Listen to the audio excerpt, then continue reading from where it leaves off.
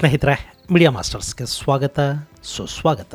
ಗೆಳೆಯರೆ, ಅಪಾತ್ರರ ಜೊತೆಗಿನ ಸ್ನೇಹ ಸಂಬಂಧ ಇದೆಲ್ಲ ಕೂಡ ಯಾವತ್ತಿಗೂ ಸಮಸ್ಯೆಗಳನ್ನು ಸೃಷ್ಟಿ ಮಾಡದೇ ಇರೋದಿಲ್ಲ. ಈಗ ಭಾರತ ಮತ್ತು ಬಾಂಗ್ಲಾದೇಶದ ನಡುವೆ ಕೂಡ ಇದೇ ರೀತಿಯ ಪರಿಸ್ಥಿತಿ ನಿರ್ಮಾಣವಾಗ್ತಾ ಇದೆ. ಇಷ್ಟು ದಿನ ಅಲ್ಲಿ ಶೇಖ್ ಹಸೀನಾ ಸರ್ಕಾರ ಇತ್ತು. ಆಕೆಯ ತಂದೆಯನ್ನ ಪ್ರಧಾನಿ ಮಾಡಿದ್ದು, ಆಕೆಗೆ ಆಶ್ರಯ ಕೊಟ್ಟು ಜೀವ ಕಾಪಾಡಿದ್ದು, ಆನಂತರ ಬಾಂಗ್ಲಾದೇಶವನ್ನು ಆಳೋದಕ್ಕೆ ಬೇಕಾದ ವ್ಯವಸ್ಥೆಗಳನ್ನು ಮಾಡಿಕೊಟ್ಟಿದ್ದು ಎಲ್ಲ ಕೂಡ ಭಾರತನೇ. ಹೀಗಾಗಿನೇ ಭಾರತದಲ್ಲಿ ಸರ್ಕಾರ ಯಾವುದೇ ಇದ್ರೂ ಹಸೀನಾನ ಮನೆ ಮಗಳ ಥರ ನೋಡ್ಕೊಳ್ಳೋ ಪದ್ಧತಿಯನ್ನು ಬೆಳೆಸ್ಕೊಂಡಿತ್ತು. ಸ್ವಲ್ಪ ಹೆಚ್ಚು ಅನ್ನೋಷ್ಟೇ ಸಹಾಯವನ್ನ ಹಸೀನಾಗಾಗಿ ಭಾರತ ಬಾಂಗ್ಲಾಗೆ ಮಾಡ್ತಾ ಹೋಯಿತು. ಗಡಿಗಳಿಗೆ ಸಂಬಂಧಪಟ್ಟ ಹಾಗೆ ಒಂದಷ್ಟು ಒಪ್ಪಂದಗಳನ್ನು ಮಾಡಿಕೊಂಡು ಗಡಿ ಸಮಸ್ಯೆಯನ್ನ ಇತ್ಯರ್ಥಪಡಿಸ್ಕೊಳ್ತು. ಈಗ ಅಲ್ಲಿ ಹಸೀನಾ ಇಲ್ಲ. ಬಾಂಗ್ಲಾದ ಆಡಳಿತ ಅನುಭವಹೀನರು, ಭಾರತ ದ್ವೇಷಿಗಳ ಕೈಯಲ್ಲಿದೆ. ಹೀಗಾಗಿ ಭಾರತದ ಜೊತೆಗಿನ ಎಲ್ಲ ಗಡಿ ಒಪ್ಪಂದಗಳನ್ನ ನಾವು ರದ್ದು ಮಾಡ್ಕೊಳ್ತೀವಿ ಅಂತ ಈಗಿನ ಬಾಂಗ್ಲಾ ಸರ್ಕಾರ ಹೇಳ್ತಾ ಇದೆ. ಹಾಗೇನೆ ಭಾರತ ಮತ್ತು ಬಾಂಗ್ಲಾ ನಡುವೆ ನಡೀತಿದ್ದ ಫೆನ್ಸಿಂಗ್ ಕಾಮಗಾರಿಯನ್ನು ಕೂಡ ತಡೆಯೋದ್ರಲ್ಲಿ ನಾವು ಯಶಸ್ವಿಯಾಗಿದ್ದೀವಿ ಅಂತ ಬಾಂಗ್ಲಾ ಹೇಳ್ಕೊಳ್ತಾ ಇದೆ. ಜೊತೆಗೆ ಗಡಿಯಲ್ಲಿ ಭಾರತದ ಗಡಿ ರಕ್ಷಣಾ ಪಡೆಯ ಯೋಧರು ಕಳ್ಳ ಸಾಗಾಣಿಕೆದಾರರ ಮೇಲೆ ಗುಂಡು ಹಾರಿಸಿದ್ದಾರೆ. ಇದರ ಬೆನ್ನಲ್ಲೇ ಬಾಂಗ್ಲಾದೇಶ ಭಾರತದ ಬಾಂಗ್ಲಾ ರಾಯಭಾರಿಯನ್ನು ಕರೆಸಿ ಮಾತುಕತೆಗಳನ್ನು ನಡೆಸಿದೆ. ಹಾಗಾದ್ರೆ ಬಾಂಗ್ಲಾ ಭಾರತದ ಗಡಿಯ ವಿಷಯದಲ್ಲಿ ಇದೇನು ಹೊಸ ವಿವಾದ? ಎರಡೂ ದೇಶಗಳ ನಡುವೆ ಆಗಿದ್ದ ಗಡಿ ಒಪ್ಪಂದ ಏನು? ಬನ್ನಿ ನೋಡೋಣ.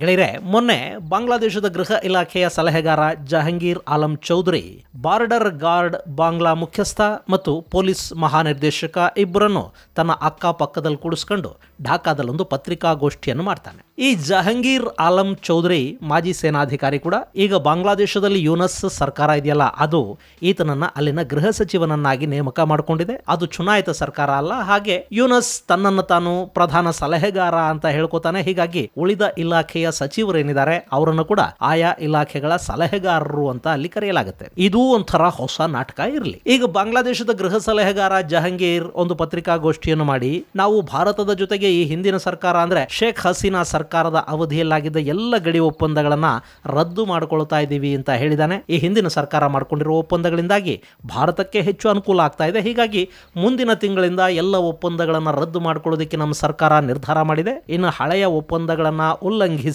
ಭಾರತ ತನಗಿಷ್ಟ ಬಂದ ಹಾಗೆ ಗಡಿಯಲ್ಲಿ ಫೆನ್ಸಿಂಗ್ ಅನ್ನ ಮಾಡ್ತಾ ಇದೆ.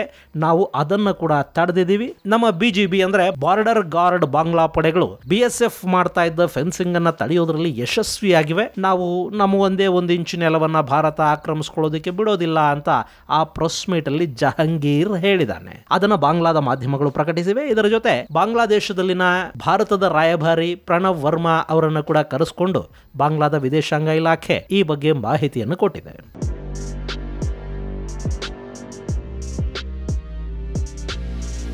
ಗೆಳೆಯರೆ, ಈ ಬಾಂಗ್ಲಾ ಮತ್ತು ಭಾರತದ ನಡುವಿನ ಗಡಿ ಇದೆ ನೋಡಿ, ಇದು ಬಾಂಗ್ಲಾ ಅನ್ನೋ ದೇಶ ಹುಟ್ಟಿದ ದಿನದಿಂದ ಭಾರತಕ್ಕೆ ಸಮಸ್ಯೆಯಾಗಿ ಪರಿಣಮಿಸ್ತಾ ಇದೆ. ಅಲ್ಲಿಂದ ಅಕ್ರಮ ವಲಸಿಗರು ಭಾರತಕ್ಕೆ ಬರ್ತಾರೆ, ಸ್ಮಗ್ಲಿಂಗ್ ಆಗುತ್ತೆ, ನಾನಾ ರೀತಿಯ ಅಕ್ರಮ ಚಟುವಟಿಕೆಗಳು ಹಾಗೂ ಅಪರಾಧ ಚಟುವಟಿಕೆಗಳಿಗೆ ಈ ಗಡಿ ಕಾರಣ ಆಗ್ತಾ ಇದೆ. ಅದರಲ್ಲೂ ಬಾಂಗ್ಲಾದೇಶ ಮತ್ತು ಪಶ್ಚಿಮ ಬಂಗಾಳದ ನಡುವಿನ ಗಡಿ ವಿಪರೀತ ಪ್ರಮಾಣದ ಸಮಸ್ಯೆಗೆ ಕಾರಣ ಆಗ್ತಾ ಇದೆ. ಈ ಭಾಗದಲ್ಲಿ ಅಂದ್ರೆ ಬಾಂಗ್ಲಾದೇಶ ಹಾಗೂ ನಮ್ಮ ಪಶ್ಚಿಮ ಬಂಗಾಳದ ನಡುವೆ 2217 ಕಿಲೋಮೀಟರ್ ಉದ್ದದ ಗಡಿ ಇದೆ. ಈ ಹಿಂದೆ ಎರಡೂ ದೇಶಗಳ ನಡುವೆ ಒಂದಷ್ಟು ಪ್ರದೇಶಗಳಿಗೆ ಸಂಬಂಧಪಟ್ಟ ಹಾಗೆ ವಿವಾದಗಳು ಇದ್ವು. ಒಂದಷ್ಟು ಭೂಪ್ರದೇಶಗಳು ಬಾಂಗ್ಲಾದೇಶದ ಒಳಗಿದ್ವು, ಆದ್ರೆ ಅವು ಭಾರತಕ್ಕೆ ಸೇರ್ತಾ ಇದ್ವು. ಹಾಗೆ ಭಾರತದ ಒಳಗೊಂದಷ್ಟು ಪ್ರದೇಶಗಳನ್ನ ಬಾಂಗ್ಲಾ ಕ್ಲೈಮ್ ಮಾಡ್ಕೊಳ್ತಾ ಇತ್ತು. ಇದೆಲ್ಲವನ್ನ ಎರಡೂ ದೇಶಗಳು ಮಾತುಕತೆಯ ಮೂಲಕ ಬಗೆಹರಿಸಿಕೊಳ್ಳೋ ಪ್ರಯತ್ನವನ್ನು ಮಾಡಿದ್ವು. 2010ರಿಂದ 2015 ನಡುವೆ ಸಾಕಷ್ಟು ಗಡಿ ಸಮಸ್ಯೆಗಳನ್ನ ಎರಡೂ ದೇಶಗಳು ಇತ್ಯರ್ಥಪಡಿಸಿಕೊಂಡ್ವು. ಭಾರತ 2015ರಲ್ಲಿ ಬಾಂಗ್ಲಾದೇಶಕ್ಕೆ ಒಂದಷ್ಟು ಎನ್ಕ್ಲೇವ್ಗಳನ್ನ ಬಿಟ್ಟುಕೊಡ್ತು. ಬಾಂಗ್ಲಾದಿಂದ ಕೂಡ ಒಂದಷ್ಟನ್ನ ತಗೊಳ್ತು. ಆ ನಂತರ ಗಡಿಯಲ್ಲಿ ಫೆನ್ಸಿಂಗ್ ಕೆಲಸ ಶುರು ಆಯಿತು. ಈಗ ಅಲ್ಲಿ ಬಹುತೇಕ ಫೆನ್ಸಿಂಗ್ ಮುಗಿದಿದೆ. ಆದ್ರೆ ಬಾಂಗ್ಲಾದೇಶ ಮತ್ತು ಪಶ್ಚಿಮ ಬಂಗಾಳದ ನಡುವಿನ 2000 ಕಿಲೋಮೀಟರ್ಗೂ ಅಧಿಕ ಉದ್ದದ ಗಡಿ ಏನಿದೆ, ಅಲ್ಲಿ 600 ಕಿಲೋಮೀಟರ್ ದೂರದವರೆಗಿನ ಗಡಿಯಲ್ಲಿ ಬೇಲಿ ಹಾಕೋದಿಕ್ಕಿನ್ನೂ ಸಾಧ್ಯ ಆಗಿಲ್ಲ. ಇಷ್ಟು ದಿನ ಶೇಖ್ ಹಸೀನಾ ಸರ್ಕಾರ ಆಯ್ತಲ್ಲ, ಹೀಗಾಗಿ ಭಾರತ ಬಾಂಗ್ಲಾ ನಡುವೆ ಸಂಬಂಧಗಳು ಚೆನ್ನಾಗಿದ್ವು. ಎರಡೂ ದೇಶಗಳ ಸೇನೆ ಮತ್ತು ಗಡಿ ಭದ್ರತಾ ಪಡೆಗಳ ನಡುವೆ ಒಂದು ಸಾಮರಸ್ಯ ಆಯಿತು. ಹೀಗಾಗಿ ಭಾರತ ಕೂಡ ಕೆಲ ಪ್ರದೇಶಗಳಲ್ಲಿ ಬೇಲಿ ಹಾಕೋದಿಕ್ ಹೋಗಲಿಲ್ಲ. ಆದ್ರೆ ಈಗ ಪರಿಸ್ಥಿತಿ ಬದಲಾಗಿದೆ. ಅಲ್ಲಿ ಹಸೀನಾ ಇಲ್ಲ. ಯೂನಸ್ ಸರ್ಕಾರ ಬಂದ ನಂತರ ಬಾಂಗ್ಲಾದೇಶದಿಂದ ಭಾರತಕ್ಕೆ ಅಕ್ರಮ ವಲಸೆಗಳು, ಕಳ್ಳ ಸಾಗಾಣಿಕೆಗಳು ಮತ್ತಷ್ಟು ಹೆಚ್ಚಾಗ್ತಾ ಇವೆ. ಬಾಂಗ್ಲಾದಲ್ಲಿ ಅಸ್ಥಿರತೆ ಇರೋದ್ರಿಂದ ಅದರ ಪರಿಣಾಮ ಭಾರತದ ಗಡಿ ರಾಜ್ಯಗಳ ಮೇಲೆ ಆಗ್ತಾ ಇದೆ. ಹೀಗಾಗಿ ಭಾರತ ಗಡಿಯಲ್ಲಿ ಬೇಲಿ ಹಾಕೋ ಕೆಲಸವನ್ನು ಶುರು ಮಾಡಿತು. ಅದರ ಆರಂಭದ ಹಂತವಾಗಿ ಪಶ್ಚಿಮ ಬಂಗಾಳದ ಮಾಲ್ಡಾ ಮತ್ತು ಮುರ್ಷಿದಾಬಾದ್ ಜಿಲ್ಲೆಗಳಲ್ಲಿ ಬೇಲಿ ಹಾಕೋ ಕಾರ್ಯ ಆರಂಭ ಆಯಿತು. ನೀವಿಲ್ಲಿ ಮ್ಯಾಪ್ ಅಲ್ಲಿ ನೋಡ್ತಾ ಇದ್ದೀರಲ್ಲ, ಇದು ಮಾಲ್ಡಾ ಮತ್ತು ಇದು ಮುರ್ಷಿದಾಬಾದ್. ಮಾಲ್ಡಾ ಜಿಲ್ಲೆಯ ಸುಖದೇವ್ಪುರ್ ಏರಿಯಾದಲ್ಲಿನ ಕಾಲಿಯಾಚಕ್ 3 ಅನ್ನೋ ಪ್ರದೇಶದಲ್ಲಿ ಸೆಂಟ್ರಲ್ ಪಬ್ಲಿಕ್ ವರ್ಕ್ಸ್ ಡಿವಿಷನ್ ಬೇಲಿ ಕಾಮಗಾರಿಯನ್ನ ಶುರು ಮಾಡಿದ ತಕ್ಷಣ ಬಾರ್ಡರ್ ಗಾರ್ಡ್ ಬಾಂಗ್ಲಾ ಅಂದ್ರೆ BGB ಪಡೆಗಳು ಅಲ್ಲಿ ಕಾಮಗಾರಿಯನ್ನ ತಡೆಯೋ ಪ್ರಯತ್ನವನ್ನ ಮಾಡಿದ್ರು. ಅವರ ಜೊತೆ ಬಾಂಗ್ಲಾ ಭಾಗದ ಗಡಿಯ ಜನ ಕೂಡ ಸೇರ್ಕೊಂಡ್ರು. ಅವರಲ್ಲಿ ಭಾರತ ವಿರೋಧಿ ಘೋಷಣೆಗಳನ್ನು ಕೂಗೋದಿಕ್ಕೆ ಶುರು ಮಾಡಿದ್ರು. ಇದು ಗೊತ್ತಾದ ಕೂಡಲೇ ಭಾರತದ ಕಡೆಯ ಗಡಿ ಗ್ರಾಮಗಳ ಜನ ಕೂಡ ಅಲ್ಲಿಗೆ ಹೋಗಿದ್ದಾರೆ. ಇವರು ಬಡಿಗೆ ಕೊಡ್ಲಿ ಮಚ್ಚು ಹಿಡ್ಕಂಡಲ್ಲಿ ಸೇರಿದ್ರು. ಇನ್ನೇನು ಎರಡೂ ಕಡೆಗಳ ಜನ ಬಡದಾಡ್ಕೋತಾರೆ ಅನ್ನೋ ಹೊತ್ತಿಗೆ ಅಲ್ಲಿ BSF ತನ್ನ ಮತ್ತಷ್ಟು ತುಕಡಿಗಳನ್ನ ಕಳುಹಿಸಿಕೊಡ್ತು. ಅವರು ಜನರ ಮನವೊಲಿಸಿ ಅಲ್ಲಿ ಗಲಾಟೆಗಳಾಗದ ಹಾಗೆ ನೋಡಿಕೊಂಡ್ರು. ಎರಡೂ ಕಡೆಗಳಲ್ಲೂ ಅಧಿಕಾರಿಗಳ ಮಟ್ಟದ ಮಾತುಕತೆಗಳನ್ನು ನಡೆಸೋದಕ್ಕೆ ನಿರ್ಧರಿಸಲಾಯಿತು. ಆ ನಂತರ BSF ಅಧಿಕಾರಿಗಳು ಬೇಲಿ ಹಾಕ್ತಾ ಇರೋ ಈ ಜಾಗ ಸೌತ್ ಬೆಂಗಾಲ್ ಫ್ರಾಂಟಿಯರ್ ವ್ಯಾಪ್ತಿಗೆ ಬರುತ್ತೆ ಮತ್ತು ಭಾರತದ ಭೂಪ್ರದೇಶದ ಒಳಗೆ ಗಡಿ ಬೇಲಿಯನ್ನ ಹಾಕ್ತಾ ಇದೀವಿ, ಸೊ ಇದಕ್ಕೆ ಬಾಂಗ್ಲಾ ತಕರಾರು ತೆಗಿಬೇಕಾದ ಯಾವ ಅಗತ್ಯನೂ ಇಲ್ಲ ಅಂತ ತಿಳಿಸಿದ್ರು. ಅಷ್ಟೇ ಅಲ್ಲ, ಫೆನ್ಸಿಂಗ್ ಕಾಮಗಾರಿ ಮುಂದುವರಿಯುತ್ತೆ ಅಂತ ಕೂಡ ಹೇಳಿದರು. ಇದರ ಜೊತೆಗೆ ಮುರ್ಷಿದಾಬಾದ್ ಅಲ್ಲಿ ಕೂಡ ಗಡಿಯಲ್ಲಿ ಫೆನ್ಸಿಂಗ್ ಮಾಡ್ತೀವಿ ಅಂತ BSF ಹೇಳ್ತು. ಗೆಳೆಯರೆ, ಈ ಮುರ್ಷಿದಾಬಾದ್ ಅಂದ್ರೆ ಇಲ್ಲಿ ಬೇರೆಯದ್ದೇ ರೀತಿಯ ಸಮಸ್ಯೆ ಇದೆ. ಮುರ್ಷಿದಾಬಾದ್ ಬಾಂಗ್ಲಾದೇಶದ ಜೊತೆ ಸುಮಾರು 125.35 ಕಿಲೋಮೀಟರ್ ಗಡಿಯನ್ನು ಹಂಚಿಕೊಳ್ಳುತ್ತೆ. ಆ ಪೈಕಿ 42 ಕಿಲೋಮೀಟರ್ ನೆಲ ಇದ್ರೆ ಉಳಿದದ್ದು ಜಲಗಡಿ, ಅಂದ್ರೆ ಈ ಭಾಗದಲ್ಲೊಂದು ನದಿ ಹರಿಯುತ್ತೆ. ಹೀಗಾಗಿ ಇಲ್ಲಿ ಕೂಡ ಸಂಪೂರ್ಣವಾಗಿ ಫೆನ್ಸಿಂಗ್ ಅನ್ನೋದು ಸಾಧ್ಯ ಆಗಿಲ್ಲ. ಇನ್ನು ಇಲ್ಲಿನ ಝೀರೋ ಲೈನ್ ಇದೆಯಲ್ಲ, ಅಲ್ಲಿ ರೈತರ ಜಮೀನುಗಳು ಇವೆ. ಇಷ್ಟು ದಿನ ಹಸೀನಾ ಸರ್ಕಾರ ಇತ್ತು. ಹೀಗಾಗಿ BSF ಗಸ್ತಿಗಾಗಿ ಮಾತ್ರ ಝೀರೋ ಲೈನ್ ಅಂದ್ರೆ ಎರಡೂ ದೇಶಗಳ ನಡುವಿನ ಅಂತಾರಾಷ್ಟ್ರೀಯ ಗಡಿಗೆ ಹೋಗ್ತಾ ಇತ್ತೆ ಹೊರತು ಝೀರೋ ಲೈನ್ ಮೇಲೆ ಪೋಸ್ಟುಗಳನ್ನು ಮಾಡಿಕೊಂಡಿರಲಿಲ್ಲ. ಆದರೆ ಈಗ ಗಡಿಯಲ್ಲಿ ಚಟುವಟಿಕೆಗಳು ಹೆಚ್ಚಿರೋದ್ರಿಂದ ಗಡಿ ಭದ್ರತಾ ಪಡೆಯ ಯೋಧರು ನೇರವಾಗಿ ಝೀರೋ ಲೈನ್ಗೆ ಹೋಗಿ ನಿಂತಿದ್ದಾರೆ. ಇದು ಕೂಡ ಬಾಂಗ್ಲಾದೇಶದ BGB ಹಾಗೂ ಅಲ್ಲಿನ ಸ್ಮಗ್ಲರ್ಗಳಿಗೆ ಸಮಸ್ಯೆಯನ್ನ ತಂದೊಡ್ತಾ ಇದೆ. ಈ ಬಾಂಗ್ಲಾ ಗಡಿಯಲ್ಲಿ ಬರೀ ಅಕ್ರಮ ವಲಸಿಗರು ಮಾತ್ರ ಬರುವುದಿಲ್ಲ, ಜೊತೆಗೆ ದೊಡ್ಡ ಮಟ್ಟದಲ್ಲಿ ಸ್ಮಗ್ಲಿಂಗ್ ಕೂಡ ಆಗ್ತಾ ಇದೆ. ಕಳೆದ ಕೆಲ ತಿಂಗಳುಗಳಿಂದ ಈ ಭಾಗದ ಮೇಲೆ BSF ನಿಗಾ ಹೆಚ್ಚು ಮಾಡಿದೆ. ಎರಡೂ ದೇಶಗಳ ಗಡಿ ಭದ್ರತಾ ಪಡೆಗಳ ನಡುವೆ ಸುಮಾರು 643ಕ್ಕೂ ಹೆಚ್ಚು ಮೀಟಿಂಗ್ಗಳಾಗಿವೆ. ಇದರ ನಡುವೆ ಕೂಡ ಈ ಗಡಿಯಲ್ಲಿ 119 ಕೋಟಿ ರೂಪಾಯಿ ಮೌಲ್ಯದ ಮಾದಕ ಪದಾರ್ಥ, 27.7 ಕೋಟಿ ಮೌಲ್ಯದ ವಿವಿಧ ಸಾಮಗ್ರಿಗಳು, 174 kg ಅಂದ್ರೆ ಸುಮಾರು 120 ಕೋಟಿ ರೂಪಾಯಿ ಮೌಲ್ಯದ ಚಿನ್ನವನ್ನು ಸೀಸ್ ಮಾಡಲಾಗಿದೆ. ಇದು ಬರೀ ಪಶ್ಚಿಮ ಬಂಗಾಳ ಮಾತ್ರ ಅಲ್ಲ, ತ್ರಿಪುರಾ ಗಡಿಯಲ್ಲಿ, ಅಸ್ಸಾಂ ಗಡಿಯಲ್ಲಿ, ಒಟ್ಟು ಬಾಂಗ್ಲಾ ಜೊತೆ ಯಾವೆಲ್ಲ ರಾಜ್ಯಗಳು ಗಡಿ ಹಂಚಿಕೊಳ್ಳುತ್ತವೋ ಅಲ್ಲೆಲ್ಲ ಇದೇ ರೀತಿಯ ಸಮಸ್ಯೆಗಳು ಕಾಣ್ತಾ ಇವೆ. ಹೀಗಾಗಿ ಗಡಿಗೆ ಬೇಲಿ ಹಾಕಿಬಿಡುವ ಮೂಲಕ ಈ ಸಮಸ್ಯೆಯನ್ನು ಸ್ವಲ್ಪ ಮಟ್ಟಿಗೆ ಕಡಿಮೆ ಮಾಡಿಕೋಬಹುದು ಅಂತ ಭಾರತ ಭಾವಿಸ್ತು. ಆದರೆ ಈಗ ಅದಕ್ಕೆ ಬಾಂಗ್ಲಾದೇಶ ಅಡ್ಡಿಯನ್ನುಂಟು ಮಾಡ್ತಾ ಇದೆ.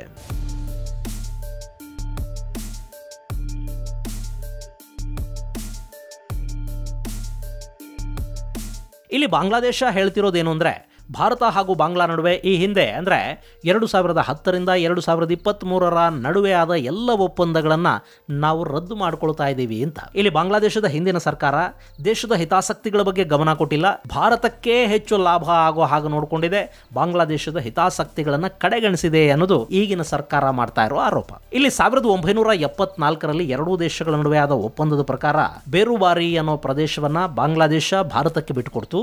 ಅದಕ್ಕೆ ಪ್ರತಿಯಾಗಿ ಭಾರತ ನಮಗೆ 3 ಬೀಘಾ ಕಾರಿಡಾರ್ಗೆ ಪ್ರವೇಶವನ್ನು ಕಲ್ಪಿಸಿಕೊಡಬೇಕಿತ್ತು, ಆದರೆ ಅದನ್ನು ಭಾರತ ಮಾಡಿಕೊಡ್ಲಿಲ್ಲ ಅಂತ ಬಾಂಗ್ಲಾ ಆರೋಪ ಮಾಡ್ತಾ ಇದೆ. ಆದರೆ ಆ ಆರೋಪದಲ್ಲಿ ಯಾವ ಹುರುಳು ಇಲ್ಲ. ಯಾಕೆಂದ್ರೆ ಈ 3 ಬೀಘಾ ಪ್ರದೇಶವನ್ನ ಭಾರತ ಬಾಂಗ್ಲಾದೇಶಕ್ಕೆ ಲೀಸ್ ಮೇಲೆ ಕೊಟ್ಟಿದೆ. ಇಲ್ಲಿ ದಹಗ್ರಾಮ್, ಅಂಗರ್ಪೋಟ ಮುಂತಾದ ಬಾಂಗ್ಲಾಗೆ ಸೇರಿದ ಒಂದಷ್ಟು ಜನವಸತಿಗಳು ಭಾರತದಿಂದ ಸುತ್ತುವರಿಯಲ್ಪಟ್ಟಿವೆ. ಅಲ್ಲಿಗೆ ಬಾಂಗ್ಲಾದೇಶದ ಮುಖ್ಯ ಭೂಮಿಯ ಜೊತೆ ಸಂಪರ್ಕವನ್ನು ಕಲ್ಪಿಸೋದಕ್ಕೆ ಭಾರತ ಒಂದಷ್ಟು ರಸ್ತೆಯನ್ನು ಬಿಟ್ಟಿದೆ. ಅದರ ಬಗ್ಗೆ 2011ರಲ್ಲಿ ಎರಡೂ ದೇಶಗಳ ನಡುವೆ ಒಂದು ಅಧಿಕೃತ ಒಪ್ಪಂದ ಆಯಿತು. ಹೀಗಾಗಿ 3 ಬೀಘಾ ಕಾರಿಡಾರ್ ಅಲ್ಲಿ ಬಾಂಗ್ಲಾದೇಶಕ್ಕೆ ಅವಕಾಶವನ್ನ ಕೊಟ್ಟಿಲ್ಲ ಅನ್ನೋದು ಸುಳ್ಳು ಆರೋಪ. ಅಕಸ್ಮಾತ್ ಹಾಗೇನಾದರೂ ಮಾಡಿದ್ದಿದ್ರೆ ಈ ಜನವಸತಿಗಳು ಬಾಂಗ್ಲಾ ಜೊತೆಗಿನ ಸಂಪರ್ಕವನ್ನ ಸಂಪೂರ್ಣವಾಗಿ ಕಳ್ಕೋಬೇಕಾಗಿ ಬರ್ತಾ ಇತ್ತು. ಇನ್ನು 2015ರಲ್ಲಿ ಇಂಥ ಇನ್ನಷ್ಟು ಜನವಸತಿಗಳ ಬಗ್ಗೆ ಎರಡೂ ದೇಶಗಳು ಒಂದು ಒಪ್ಪಂದಕ್ಕೆ ಕೂಡ ಬಂದಿವೆ. ಅದರ ಪ್ರಕಾರ ಭಾರತ ತನ್ನ ನೆಲದಲ್ಲಿದ್ದ ಬಾಂಗ್ಲಾದೇಶದ ಸುಮಾರು 111 ಜನವಸತಿಗಳನ್ನು ಬಾಂಗ್ಲಾಗೆ ಬಿಟ್ಟುಕೊಡ್ತು. ಹಾಗೆ ಬಾಂಗ್ಲಾದ ಒಳಗಿದ್ದ ಭಾರತದ ಸುಮಾರು 51 ಜನವಸತಿಗಳನ್ನು ಬಾಂಗ್ಲಾದಿಂದ ಬಿಡಿಸಿಕೊಳ್ಳಲಾಯಿತು. ಈ ಮೂಲಕ ಭಾರತದಿಂದ ಬಾಂಗ್ಲಾದೇಶಕ್ಕೆ 17,160.63 ಎಕರೆ ಜಮೀನು ಸಿಕ್ಕಂತಾದ್ರೆ ಬಾಂಗ್ಲಾದಿಂದ ಭಾರತಕ್ಕೆ ಸಿಕ್ಕಿದ್ದು 7,110 ಎಕರೆ ಜಮೀನು ಮಾತ್ರ. ಇನ್ನು ಈ ಒಪ್ಪಂದದಿಂದ ಭಾರತ ಬಾಂಗ್ಲಾದೇಶಕ್ಕೆ ಸುಮಾರು 10,000 ಎಕರೆಗಳಷ್ಟು ಹೆಚ್ಚುವರಿ ಜಾಗನ ಬಿಟ್ಟುಕೊಟ್ಟ ಹಾಗಾಯಿತು. ಇದು ಎರಡೂ ಭೂಭಾಗಗಳಲ್ಲಿನ ಜನರ ಹಿತಾಸಕ್ತಿಗಳನ್ನ ಮಾನವೀಯತೆಯನ್ನ ದೃಷ್ಟಿಯಲ್ಲಿಟ್ಟುಕೊಂಡು ಭಾರತ ಕೈಗೊಂಡ ಕ್ರಮ ಆಗಿತ್ತು. ಆದ್ರೆ ಈಗ ಬಾಂಗ್ಲಾ ಅಲ್ಲಿ ಕೂಡ ನಮಗೆ ಅನ್ಯಾಯ ಆಗಿದೆ ಅಂತ ಹೇಳ್ತಾ ಇದೆ. ಈಗ ಈ ಒಪ್ಪಂದ ಏನಾದರೂ ರದ್ದಾದ್ರೆ ಆ ಭೂಪ್ರದೇಶಗಳಿಗೆ ಸಂಪರ್ಕವನ್ನ ಭಾರತ ಕಡಿತ ಮಾಡಬೇಕಾಗಿ ಬರುತ್ತೆ. ಹಾಗೇನಾದರೂ ಆದ್ರೆ ಅಲ್ಲಿ ಸಮಸ್ಯೆಗೀಡಾಗೋದು ಆ ಭಾಗದಲ್ಲಿ ವಾಸ ಮಾಡೋ ಜನ.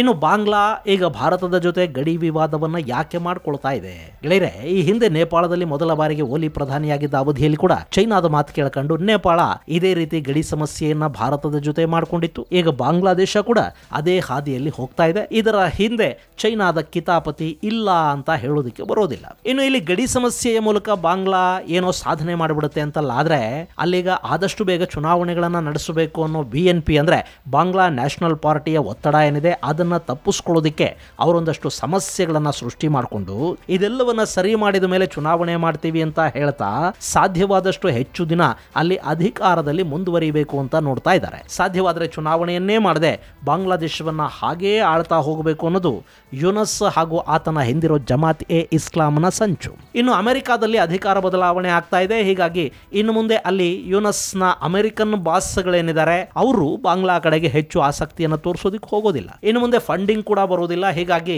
ಯೂನಸ್ ಬಾಂಗ್ಲಾದಲ್ಲಿ ಚುನಾವಣೆಗಳನ್ನು ನಡೆಸದೇನೆ ಹೆಚ್ಚು ದಿನ ಅಲ್ಲಿರೋದು ಕಷ್ಟ ಆಗುತ್ತೆ. ಅಕಸ್ಮಾತ್ ಅಲ್ಲಿ ಆಟ ಬೇರೆ ಥರದ್ದೇನಾದರೂ ಶುರುವಾದರೆ ಯೂನಸ್ ಅಮೆರಿಕಾಗೆ ಹೋಗೋದಕ್ಕೂ ಸಾಧ್ಯವಾಗದೆ ಬಾಂಗ್ಲಾದಲ್ಲಿ ಉಳಿಯೋದಿಕ್ಕೂ ಆಗದಂತಹ ಪರಿಸ್ಥಿತಿಯಲ್ಲಿ ನಿರ್ಮಾಣ ಆಗಬಹುದು. ಯಾಕೆಂದ್ರೆ ಆತನ ಭ್ರಷ್ಟಾಚಾರದ ಬಗ್ಗೆ ಈಗೀಗ ಬಾಂಗ್ಲಾದ ಜನಕ್ಕೆ ಗೊತ್ತಾಗ್ತಾ ಇದೆ. ಆತನ ಜೊತೆಗಿನ ವಿದ್ಯಾರ್ಥಿ ನಾಯಕರ ಬಣ್ಣ ಕೂಡ ಬಯಲಾಗ್ತಾ ಇದೆ. ಇಂಥ ಸಂದರ್ಭದಲ್ಲಿ ಅಧಿಕಾರವನ್ನು ಹೇಗೆ ಉಳಿಸ್ಕೋಬೇಕು ಅಂದ್ರೆ ಜನರ ಸೆಂಟಿಮೆಂಟ್ಗಳನ್ನ ಜಾಗೃತಗೊಳಿಸಬೇಕು, ಹುಸಿ ರಾಷ್ಟ್ರ ಪ್ರಜ್ಞೆಯನ್ನ ಎಚ್ಚರಗೊಳಿಸಬೇಕು. ಅದಕ್ಕೆ ಗಡಿಗಳಿಗಿಂತ ಉತ್ತಮವಾದ ವಿಷಯ ಬೇರೆ ಯಾವುದೂ ಇರೋದಿಲ್ಲ. ನಮ್ಮ ದೇಶವನ್ನ ಭಾರತ ಆಕ್ರಮಿಸಿಕೊಳ್ತಾ ಇದೆ, ಅವರು ನಮ್ಮ ನೆಲವನ್ನ ಅತಿಕ್ರಮಿಸದಂತೆ ನಾವು ತಡೀತಾ ಇದ್ದೀವಿ. ಹಿಂದಿನ ಸರ್ಕಾರ ಭಾರತಕ್ಕೆ ಭೂಮಿಯನ್ನ ಬಿಟ್ಟುಕೊಟ್ಟಿತ್ತು, ನಾವು ಅದನ್ನ ವಾಪಸ್ಸು ಪಡಿತಾ ಇದ್ದೀವಿ. ಹೀಗೆಲ್ಲ ಹೇಳ್ತಾ ಜನರನ್ನ ನಂಬಿಸ್ತಾ ಹೋದ್ರೆ ಜನರ ಅಟೆನ್ಷನ್ ಡೈವರ್ಟ್ ಆಗುತ್ತೆ. ಯೂನಸ್ ಇನ್ನು ಸ್ವಲ್ಪ ದಿನ ಅಲ್ಲಿ ಉಳಿಯೋದಕ್ಕೆ ಕೂಡ ಸಾಧ್ಯ ಆಗುತ್ತೆ. ಈಗ ಬಾಂಗ್ಲಾದ ಹಂಗಿನ ಸರ್ಕಾರ ಮಾಡ್ತಾ ಇರೋದು ಇದೇ ಕೆಲಸವನ್ನ. ಇದು ಕೂಡ ಇನ್ನೆಷ್ಟು ದಿನ ಕಾದು ನೋಡಬೇಕು. ಇದು ಗೆಳೆಯರೆ ಬಾಂಗ್ಲಾ ಭಾರತದ ಗಡಿಗೆ ಸಂಬಂಧಪಟ್ಟ ಸಮಸ್ಯೆಗಳ ಕುರಿತಾದ ಒಂದಷ್ಟು ಮಾಹಿತಿ. ಮುಂದಿನ ಸಂಚಿಕೆಯಲ್ಲಿ ಮತ್ತಷ್ಟು ವಿಶೇಷಗಳ ಜೊತೆ ಮತ್ತೆ ಭೇಟಿಯಾಗೋಣ. ಅಲ್ಲಿವರೆಗೆ ಜೈ ಹಿಂದ್, ಜೈ ಕರ್ನಾಟಕ.